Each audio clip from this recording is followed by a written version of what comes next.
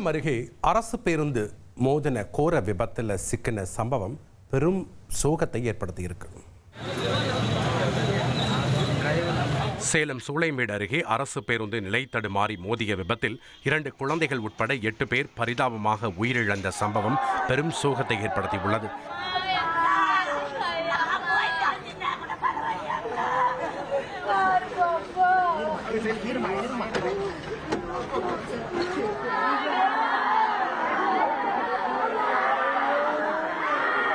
ஈரோட்டிலிருந்து சேலம் நோக்கி சென்ற அரசு பேருந்து சூளைமேடு அருகே சாலை தடுப்பை உடைத்துக் கொண்டு எதிர் திசையில் பாய்ந்தது. அப்போது எதிரே வந்த டாடா ஏஸ் மற்றும் இருசக்கர வாகனத்தின் மீது பேருந்து மோதியது. இதில் இருசக்கர வாகனம் மற்றும் டாடா ஏஸ் வாகனங்களில் பயணம் செய்த 2 குழந்தைகள் உட்பட 8 பேர் சம்பவ இடத்திலேயே உயிரிழந்தனர். விபத்தில் பலர் படுகாயமடைந்த நிலையில் சிகிச்சைக்காக மருத்துவமனைக்கு அழைத்துச் செல்லப்பட்டனர்.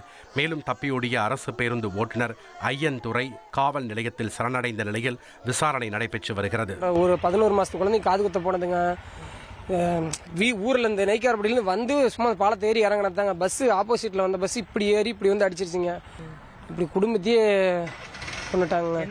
அது இல்லாம 2 பேர் வண்டியில் 2 வீலர்ல வந்தாங்க. அது அவங்க 2 பேர் ஃபாட்டை விட்டுங்க, அம்மாவும் பையனும். 2 பேர் இறந்து போயிட்டாங்க. ஃப்ரெண்டு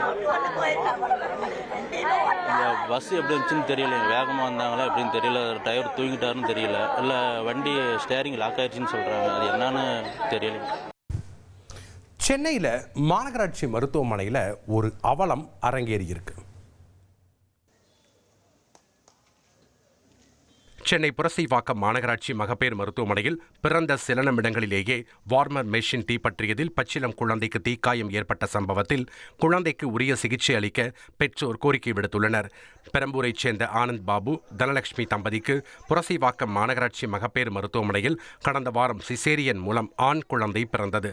பிறந்த 10 நிமிடங்களில் குழந்தையின் உடல் வெப்பத்தை பராமரிக்க வார்மர் மெஷினில் வைக்கப்பட்ட போது திடீரென ஏற்பட்ட மின்கசிவால் இயந்திரம் தீப்பற்றியதாக கூறப்படுகிறது. இதில் குழந்தைக்கு 27% பலத்த காயம் ஏற்பட்டுள்ளது.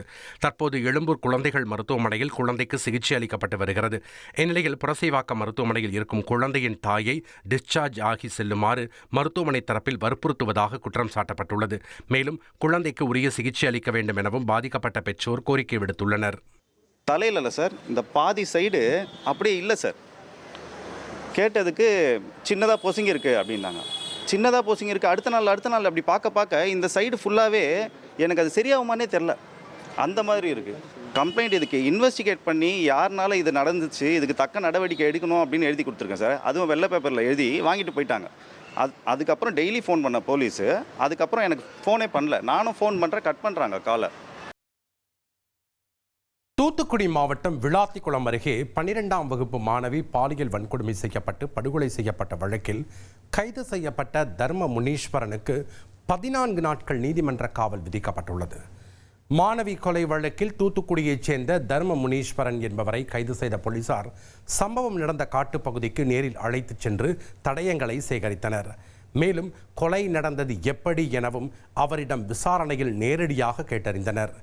DNA பரிசோதனையும் மேற்கொள்ளப்பட்ட நிலையில் பலத்த பாதுகாப்புடன் போலீசார் அவரை உடல் பரிசோதனைக்காக அரசு மருத்துவக் கல்லூரி மருத்துவமனைக்கு அழைத்துச் சென்றனர். இதனையடுத்து மாவட்ட போக்சோ நீதிமன்றத்தில் தர்ம முனீஸ்வரன் ஆஜர்படுத்தப்பட்டார். விசாரணையின் போது அவர் தனது குற்றத்தை ஒப்புக்கொண்டதாக கூறப்படுகிறது. பின்னர் அவருக்கு 14 நாட்கள் நீதிமன்ற காவல் விதித்த நீதிபதி ஏப்ரல் 2ஆம் தேதி மீண்டும் ஆஜர்படுத்த உத்தரவிட்டார்.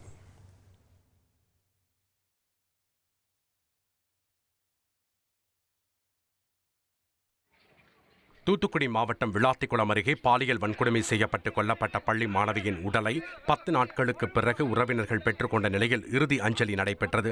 இந்த கொடூரச் செயலில் ஈடுபட்டதாக தர்ம முனீஸ்வரன் கைது செய்யப்பட்டதை அடுத்து மாணவியின் உடலை பெற்றுக்கொண்ட உறவினர்கள் மற்றும் கிராம மக்கள் கண்ணீர் மல்க அஞ்சலி செலுத்தினர்.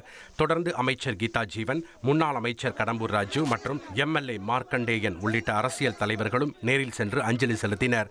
இதனிடையே கைது செய்யப்பட்ட தர்ம முனீஸ்வரனை சம்பவ இடத்திற்கு அழைத்து சென்ற காவல்துறையினர் குற்றம் எவ்வாறு நடைபெற்றது என்பது குறித்து நடித்து காண்பிக்க செய்து விசாரணை மேற்கொண்டனர். மானாமதுரை ஆகாஷ் வழக்கில் CBCID தொடர் விசாரணை நடத்த மறுபக்கம் போராட்டம் தொடர்வதால் பெரும் பரபரப்பு ஏற்பட்டது. சிவகங்கை மாவட்டம் மானாமதுரை இளைஞர் ஆகாஷ் மரண வழக்கில் அவரது குடும்பத்தினரிடம் சிபிசிஐடி போலீசார் விசாரணை நடத்தினர். போலீஸ் காவலில் ஆகாஷ் உயிரிழந்த புகார் தொடர்பாக சிபிசிஐடி டிஎஸ்பி ஜாய் தங்கம் தலைமையிலான அதிகாரிகள் ஆகாஷின் வீட்டிற்கு சென்று அவரது பெற்றோரிடம் விசாரணை நடத்தினர். சம்பவத்திற்கு முன் நடந்த நிகழ்வுகள், அவரது உடல்நிலை பற்றி முன்பு கூறிய புகார்கள் உள்ளிட்டவை குறித்து அதிகாரிகள் தனித்தனியாக கேள்விகள் எழுப்பி விளக்கம் பெற்றனர். மேலும் குடும்பத்தினரின் வாக்குமூலங்கள் பதிவு செய்யப்பட்டது. சம்பந்தப்பட்ட காவல்துறையினரை கைது செய்தால் மட்டுமே உடலை பெற்றுக் கொள்வோம் என ஆகாஷின் குடும்பத்தினர் தெரிவித்துள்ள நிலையில் அவரது உடல் தற்போது மதுரை அரசு மருத்துவமனையில் வைக்கப்பட்டுள்ளது குறிப்பிடத்தக்கது.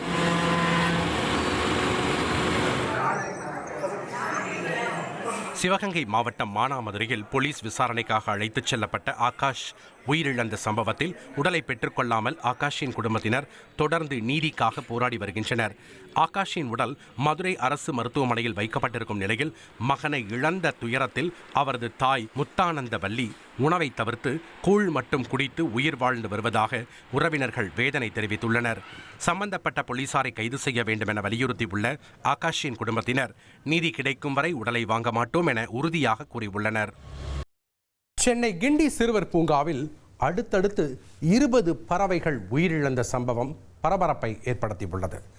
உயிரிழந்த பறவைகளின் மாதிரிகள் பரிசோதனைக்கு அனுப்பி வைக்கப்பட்ட நிலையில் பறவை காய்ச்சல் உறுதி செய்யப்பட்டுள்ளது. இதனால் கிண்டி சிறுவர் பூங்கா தற்காலிகமாக மூடப்பட்டுள்ள நிலையில் பூங்காவில் உள்ள மற்ற விலங்குகள் மற்றும் பறவைகளுக்காக பாதுகாப்பு ஏற்பாடுகள் செய்யப்பட்டுள்ளன. மேலும் மறு அறிவிப்பு வரும் வரை பூங்கா மூடப்பட்டிருக்கும் என வனத்துறை தெரிவித்துள்ளது. கல்பாக்கம் பக்கத்தில் ஒரு மர்ம பொருள் கரை ஒதுங்கினதுனால பரபரப்பு ஏற்பட்டது. செங்கல்பட்டு மாவட்டம் சதுரங்கப்பட்டினம் கடற்கரையில் சுமார் 8 கிலோ எடையுள்ள ஃபைபர் மற்றும் கண்ணாடி இலை கலந்த மர்ம பொருள் ஒன்று கரையொதுங்கியுள்ளது. மீனவர் ஞானசேகர் அளித்த தகவலின் பேரில் சம்பவ இடத்திற்கு வந்த கடலோர காவல் படையினர் அந்த பொருளை கைப்பற்றி ஆய்வு செய்து வருகின்றனர்.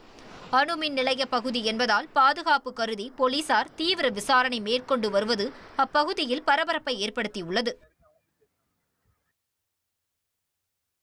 நீலகிரியில் சுற்றுலாவுக்கு போன ஒருத்தர் மிகப்பெரிய பள்ளத்தில் விழுந்த சம்பவம் பெரும் பரபரப்பை ஏற்படுத்தியுள்ளது.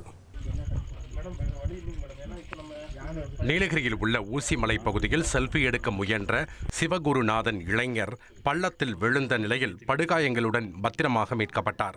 செங்கல்பட்டு மாவட்டத்தைச் சேர்ந்த சிவகுருநாதன் பாறையின் மீது நின்றபோது தவறி சுமார் 150 அடி பள்ளத்தில் விழுந்ததாக கூறப்படுகிறது. தகவல் அறிந்து வந்த ராணுவ வீரர்கள் கயிறு மூலம் சுமார் 300 மீட்டர் தூரம் போராடி அவரை மீட்டனர். தற்போது அந்த மீட்பு வீடியோவை நீலகிரி மாவட்ட காவல்துறை வெளியிட்டுள்ளது.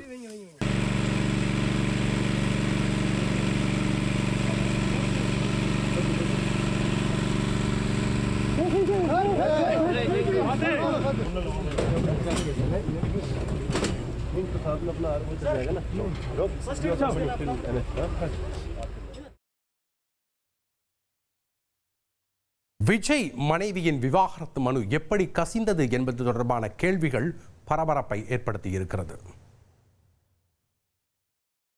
விஜயின் மனைவி சங்கீதா தொடர்ந்த விவாகரத்து வழக்கின் மனு பொதுவெளியில் கசிந்தது எப்படி என்பது குறித்து தகவல் அறியும் உரிமை சட்டத்தின் கீழ் செங்கல்பட்டு நீதிமன்றம் விளக்கம் அளித்துள்ளது.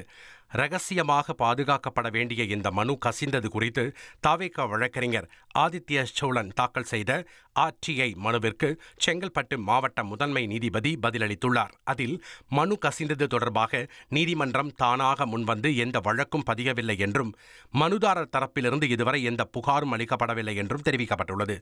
நீதிமன்ற முத்திரை இல்லாததால் இந்த மனு நீதிமன்ற வளாகத்திலிருந்து கசியவில்லை என்பது உறுதியாகியுள்ளதாகவும் மனுதாரர் தரப்பு புகார் அளிக்காததால் சங்கீதா தரப்பிலிருந்தே இந்த தகவல்கள் வெளியாகி இருக்கலாம் எனவும் வழக்கறிஞர் ஆதித்ய சோழன் தரப்பில் தெரிவிக்கப்பட்டுள்ளது. போதையில நடத்துனரின்றி பேருந்து இயக்கியதால் விபத்து ஏற்பட்டதாக எழுந்துள்ள புகார் அதிர்ச்சியை ஏற்படுத்தியிருக்கு. எப்படி போடுவேன்? எந்த ரூட்ல போயிட்டு இருக்குது வண்டி? திண்டுக்கல் மாவட்டம் ஒட்டன்சத்திரம் அருகே தனியார் பேருந்து ஓட்டுநர் ஒருவர் கஞ்சா போதையில் இருந்ததாக கூறப்படும் நிலையில் நடத்துனர் இல்லாமலேயே பேருந்தை ஓட்டிச் சென்று விபத்தை ஏற்படுத்தியுள்ளார். ஓட்டுநர் ஆனந்த் தாராபுரத்திலிருந்து கரூர் செல்ல வேண்டிய பேருந்தை தவறான வழித்தடத்தில் ஓட்டிச் சென்றதோடு வழியில் நின்ற டெம்போ மீதும் மோதியுள்ளார். பிறகு பயணிகளை வலுக்கட்டாயமாக கீழே இறக்கிவிட்டு பேருந்துடன் தப்பி ஓடியுள்ளார். பின்னால் மற்றொரு பேருந்தில் துரத்தி வந்த நடத்துனர் லோகேஸ்வரன் இதுகுறித்து காவல் நிலையத்தில் புகார் அளித்துள்ளார். பேருந்துடன் தலைமறைவான ஓட்டுநரை போலீசார் தேடி வருகின்றனர். அடிச்சு பூரா கண்ணாடிலாம் ஒரு ஆளு என் பையெல்லாம் அதில் இருக்குது, அதை தப்பிச்சுட்டு ஓடுறேன் வண்டி எடுத்து எங்க பையெல்லாம் அதில் தான் இருக்குது. செக் போஸ்ட்டுக்கு போன் பண்ணி அங்கே ஏதாவது நிப்பாட்ட சொல்லுங்கண்ணா. இப்போ எங்களை நடு ரோட்டில் 300 போகிறது கரூர் போகிறதுல எங்களை நிப்பாட்டிட்டு போயிட்டாங்க. தஞ்சாவூர்ல மழையில் ஊறி போயிருந்த மண் சுவர் திடீரென சரிந்து விழுந்து ஒரு கோரமான சம்பவம் அரங்கேறியிருக்கு. தஞ்சாவூர் மாவட்டம் நாச்சியார் கோவில் அருகே கனமழை காரணமாக வீட்டின் சுவர் இடிந்து விழுந்ததில் மூதாட்டி ஒருவர் பரிதாபமாக உயிரிழந்தார். செம்மங்குடி பகுதியைச் சேர்ந்த 65 வயதான நாகவல்லி மதியம் வீட்டின் பின்பக்கம் சென்றபோது மழையில் ஊறி போயிருந்த மண் சுவர் திடீரென அவர் மீது சரிந்து விழுந்தது. இதில் இடிபாடுகளுக்குள் சிக்கி அவர் சம்பவ இடத்திலேயே உயிரிழந்தார். தகவல் அறிந்து வந்த நாச்சியார் கோவில் போலீசார் JCB இயந்திரம் மூலம் உடலை மீட்டு பிரேத பரிசோதனைக்காக கும்பகோணம் அரசு மருத்துவமனைக்கு அனுப்பி வைத்தனர்.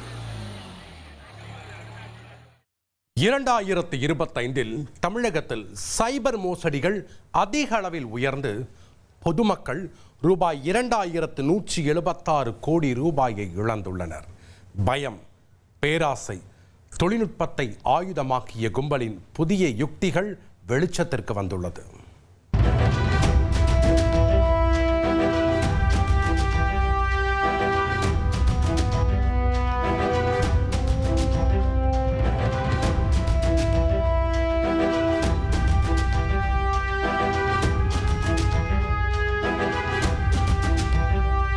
ஒரு மெசேஜ், ஒரு கால், அது உங்கள் வாழ்க்கையை தலைகீழாக மாற்றலாம் என்பது உங்களுக்கு தெரியுமா? 2025 டிஜிட்டல் உலகின் வளர்ச்சியுடன் சேர்ந்து சைபர் குற்றங்களும் வேகமாக வளர்ந்த வருடம். தமிழகத்தில் மட்டும் ஒரே ஆண்டில் 2176 கோடி ரூபாய், ஆம், கோடிகளில் கணக்கிடப்படும் இழப்பு. அதில் மீட்கப்பட்ட தொகை 131 கோடி ரூபாய் மட்டுமே. மீதமுள்ள பணம் சைபர் கும்பல்களின் கைகளில் மறைந்து விட்டதாக தமிழக சைபர் கிரைம் SP ஷானாஸ் கூறினார். கடந்த ஆண்டு 2025 மட்டும் நம்ம கிட்டத்தட்ட 264 கோடி மதிப்புள்ள லாஸ் அமௌண்ட்டை வந்துட்டு நம்ம ஃப்ரீஸ் பண்ணியிருக்கோம். அதில் 131 கோடி அமௌண்ட்டை வந்துட்டு விக்டிம்ஸ் ஆஃப் சைபர் கிரைம் அவங்களுக்கு நம்ம ரிட்டர்னும் பண்ணியிருக்கோம். இது போக வந்துட்டு நம்ம cyber patrolling and intelligence team அப்படின்னு சொல்லிட்டு we have one more team. அந்த டீம் வந்துட்டு ப்ரோஆக்டிவாக, அதாவது விக்டிம் கம்ப்ளைண்ட் பண்ணுறதுக்கு முன்னாடியே அவங்களுக்கு வந்து இது சைபர் கிரைம், அவங்கள யாரோ ஃப்ராட் பண்ணுறாங்க அப்படின்றத உணர்றதுக்கு முன்னாடியே நம்ம அவங்களுக்கு ரீச் அவுட் பண்ணி நீங்கள் போடுற காசு இல்லை நீங்கள் பண்ணுற இன்வெஸ்ட்மெண்ட்டோ இல்லைன்னா உங்களை யாராவது டிஜிட்டல் அரெஸ்ட் பண்ணியிருந்தாங்களோ அதை நம்பாதீங்க, அது ஃப்ராட்ஸ்டர்ஸ் வந்துட்டு உங்களை டார்கெட் பண்ணி பண்ணுற ஒரு சைபர் கிரைம் அப்படின்னு நம்ம அலர்ட் பண்ணுறோம்.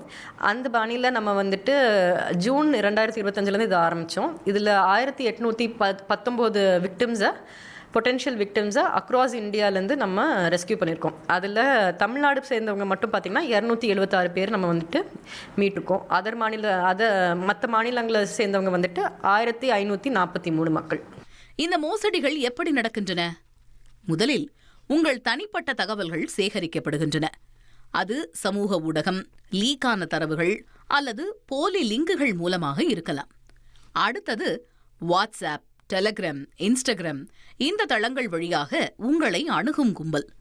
பயம், பேராசை இவற்றில் ஏதாவது ஒன்றை தூண்டி உங்களை அவர்களின் வலையில் இழுத்துக் கொள்கின்றனர். மக்கள் அதிகம் சிக்குவது முதலீட்டு மோசடி, ட்ரேடிங் மோசடி மற்றும் புதிய டிஜிட்டல் கைது ட்ரிக்கில்தான் என்கிறார் SP ஷானாஸ்.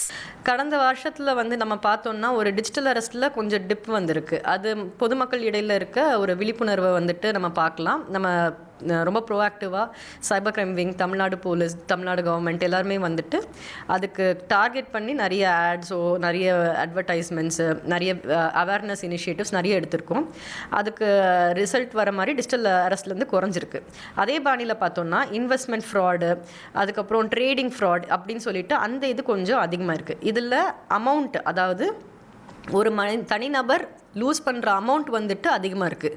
ஆனால் number of cyber crime report ஆனதுன்னு பார்த்தீங்கன்னா பேங்க் ரிலேட்டட், இந்த phishing, OTP fraud, challan fraud, அந்த மாதிரி பேங்க் ரிலேட்டட் ஃப்ராட் வந்து எண்ணிக்கை அதிகமாக இருக்குது. ஸோ இந்த 2 ஃப்ராட்லையுமே மக்கள் வந்துட்டு ரொம்ப அலர்ட்டாக இருக்கணும். அவங்க வந்துட்டு இதில் நிறைய அவேர்னஸ் இதுலேயும் நம்ம ரன் பண்ணிகிட்ருக்கோம். அந்த அவேர்னஸ் வீடியோ எல்லாமே வந்துட்டு நம்ம சோஷியல் மீடியா ஹேண்டில்லையோ இல்லை வந்துட்டு நிறைய இடத்துல ஸ்கூலில் ரீச் அவுட் பண்ணி பண்ணுறோம். இது மூலமாக ஃப்யூச்சரில் இன்னும் குறையும். உங்கள் ஆதார், உங்கள் கணக்கு, உங்கள் பெயரில் வழக்கு என்று பயமுறுத்தி பணம் பறிக்கும் மாஸ்டர் பிளான். ஆனால் வழக்குகளின் எண்ணிக்கையில் முதலிடம் வங்கி மோசடிகளுக்கே. இதை கட்டுப்படுத்த தமிழக சைபர் கிரைம் போலீசார் தீவிர நடவடிக்கை எடுத்து வருவதாக SP ஷானாஸ் கூறுகிறார். தமிழ்நாடு சைபர் கிரைம் வந்துட்டு we have a multi pronged approach. First of all in terms of preventive, நான் உங்களுக்கு சொன்ன மாதிரி cyber patrolling and intelligence team இருக்குது. ஸோ அவங்க ப்ரோஆக்டிவாக விக்டிம்க்கு உணர்றதுக்கு முன்னாடியே, ஃபார் எக்ஸாம்பிள் ஒரு ஆள் வந்து 1 கோடி ஏமாறுறதுக்கு வாய்ப்பு இருக்கும். நாங்கள் வந்துட்டு அவங்க ஒரு 10 லட்சத்துலேயே வந்துட்டு அவங்கள தடுத்துட்டோன்னா ஒரு 90 lakhs மேலே அவங்க இன்வெஸ்ட்மெண்ட் பொட்டென்ஷியல் இருக்கும். அதை வந்து நம்ம அவங்களுக்கு காப்பாற்றினதுக்கு ஈக்குவலண்ட் அது.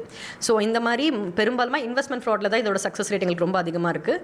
ஸோ அதில் வந்துட்டு ப்ரோஆக்டிவ் அப்ரோச் நம்மக்கிட்ட இருக்குது. அது மட்டும் இல்லாமல் ப்ரோஆக்டிவ் அப்ரோச்சில் நம்ம சைபர் பேட்ரோலிங் டீம் இருக்கும். அவங்க வந்து இன்ஸ்டாகிராம், ஃபேஸ்புக் இதில் வந்துட்டு ஃபேக் அட்வர்டைஸ்மெண்ட்ஸ் இவங்க எல்லாத்தையுமே வந்து நம்ம டேக் டவுன் பண்ணுறோம். 2025 மட்டும் 1269 குற்றவாளிகள் கைது செய்யப்பட்டுள்ளனர். அதில் 52 பேர் குண்டர் சட்டத்தில் சிறையில் அடைக்கப்பட்டுள்ளனர். மேலும் 1819 பேரை நேரடியாக மோசடியில் இருந்து காப்பாற்றியுள்ளனர். ஆபரேஷன் திரை நீக்கு, operation hydra, operation blue triangle, இப்படி பல ஸ்பெஷல் ஆபரேஷன்கள் மூலம் சைபர் கும்பல்களை போலீசார் வேட்டையாடியுள்ளனர். ஆனால் முக்கியமான கேள்வி, இந்த மோசடிகளை தடுக்க நாம் என்ன செய்யலாம்?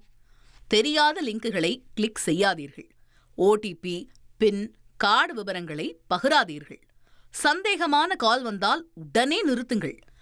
அதிகாரப்பூர்வ தளங்களிலேயே முதலீடு செய்யுங்கள். டிஜிட்டல் உலகம் வசதியை தருகிறது. ஆனால் விழிப்புணர்வு இல்லையெனில் அதே உலகம் உங்கள் சேமிப்பை சுருட்டி விடுகிறது. தந்தி டிவி செய்திகளுக்காக சென்னையில் இருந்து செய்தியாளர் சோலமன்.